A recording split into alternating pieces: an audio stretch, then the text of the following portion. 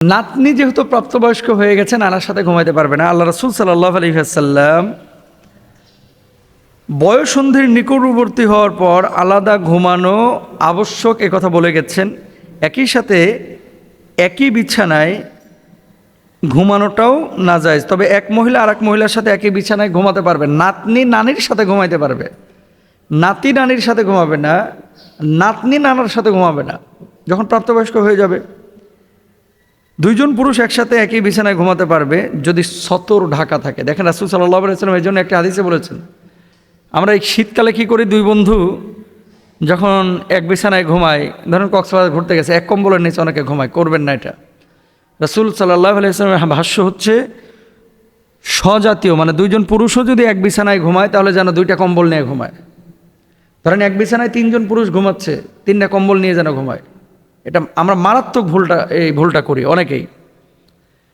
দোস্ত আর আমার class friend এই এক কম্বলের নিচে ঢুইকে এরা কোলবালিশ বানায় শুয়ে রয়েছে জড়ায় ধরে, না, নিষিদ্ধ।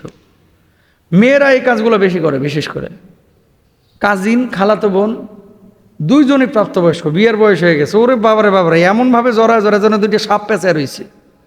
এরকম যদি হয়ে থাকে হারাম, করবেন না।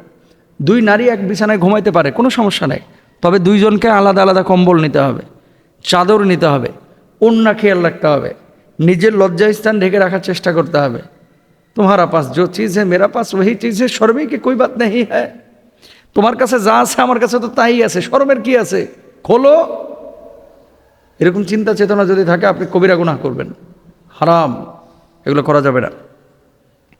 কি বলছেন আল্লাহ নবী সাল্লাল্লাহু আলাইহি ওয়াসাল্লাম? এরপরে দেখেন, মুরু আওলাদাকুম বিসসালাতি ওয়া হুম আবনাউ সাবআ সিনিন ওয়াদরিবুহুম আলাইহা ওয়া হুম আবনাউ আশরিন ওয়া ফাররিকু বাইনাহুম ফিল মাদাজি'। দেখেন আল্লাহ রাসূল হাদিস, ওয়া ফাররিকু বাইনাহুম ফিল মাদাজি'।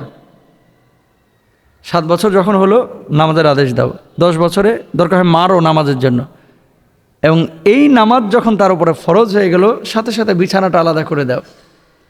অনেক যুবকরা আছে বয়স 14 বছর, 15 বছর, 16 বছর, মার গলা ধরে শুয়ে থাকে। মা সে তো মাই, কিন্তু ইসলাম যেখানে নিরুৎসাহিত করেছে সেখানে আপনি করতে পারবেন না। আল্লাহ রাসূল বলছেন যে ওয়াফাররিকু বাইনাহুম ফিল মাদাজি', তাদের মধ্যে বিছানা আলাদা করে দাও, আলাদা করে দাও, আলাদা করে ঘুমাবে, আলাদা করে থাকবে। এখন আল্লাহ যেটা বলছে, নবী যেটা বলছে সেটা আপনি করবেন, নাকি মানুষ যেটা বলছে? আবেগের বশবর্তী হয়ে এই সমস্ত কাজ কখনো করবেন না। আবেগ দিয়ে ইসলাম চলে না, বিবেক দিয়ে ইসলাম চলে না, ইসলাম চলবে দলিল দিয়ে। তাহলে নানা যে নাতনির কথা বলছেন, স্পষ্ট 13 বছরের নাতনির উপরে নামাজ ফরজ। তাহলে নাতনি ওই নানার সাথে ঘুমাইতে পারবে না, নাতনি ওই নানার সাথে ঘুমাইতে পারবে না। কি বলবো, 5-6 দিন আগে আমার কাছে একটা ফোন এসেছে, আমি সত্যিকার অর্থে মানে মাথায় আমার যেন আকাশ ভেঙে পড়েছে প্রশ্নটা শোনার পরে। ছেলে বিদেশে থাকে, বউ রেখে গেছে, 2টা বাচ্চাও আছে, 3টা বছর শ্বশুর এই ছেলের বউয়ের সাথে সহবাস করছে, 3টা বছর, এবং লাগাতার অবৈধ সম্পর্ক। এই ভদ্রলোক আমার ফোন দিয়েছে, হুজুর আমার বাপ তো মারা গিয়েছে, এখন আমার আব্বা মারা গিয়েছে, কিন্তু আমার বউ স্বীকার করছে আমার কাছে যে 1 দিন 2 দিন না, 3 বছর যখন ইচ্ছা হয়েছে তখনই তার সাথে শারীরিক মিলন করেছে। মানে কার? ছেলের বউয়ের সাথে। বাপ কোথায় যাচ্ছে সমাজ? এখন এই ছেলে আমাকে প্রশ্ন করতেছে যে হুজুর এই স্ত্রী আমার জন্য জায়েজ হবে কিনা। 2 নম্বর বিষয় হচ্ছে আমার বাপ, তিনি যে কবরে গেছে, মাপ পাবে কিনা। আমি বললাম আপনি কি আপনার বাপকে মাফ করেছেন? হুজুর আব্বা তো মরে গেছে, জীবিত থাকলে সেনা গ্যাঞ্জাম করতাম। আমার হুজুর ভাল লাগে না কোনো কিছু, সারাক্ষণ মনটা বিষণ্ণ হয়ে থাকে। কথাটা বলার উদ্দেশ্য,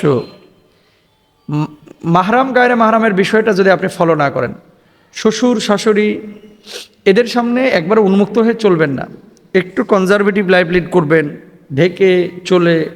যখন দেখবেন যে আপনার শ্বশুরের বা শাশুড়ির নজর খারাপ, যদি তাদের সামনে যাওয়া যায়, কিন্তু নিজের সেফটি, নিজের সিকিউরিটি এটা আপনাকে মেনটেন করতে হবে।